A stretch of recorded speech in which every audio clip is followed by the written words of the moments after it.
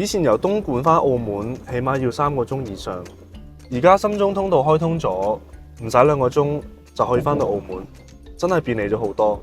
我係何永泰，喺澳門出世長大，祖籍係東莞虎門。幾年前我喺倫敦大學學院畢業返嚟，我就決定咗返大灣區東莞發展。而家1個星期大部分係5+2嘅模式，5日喺東莞，2日喺澳門。澳門同東莞睇落去好似唔近，但實際都唔遠，亦都有好多相似嘅地方。年輕嘅城市，活躍嘅經濟，繁忙嘅港口，仲有好多好食嘅美食。而家東莞正係由傳統嘅製造業過渡到智能製造。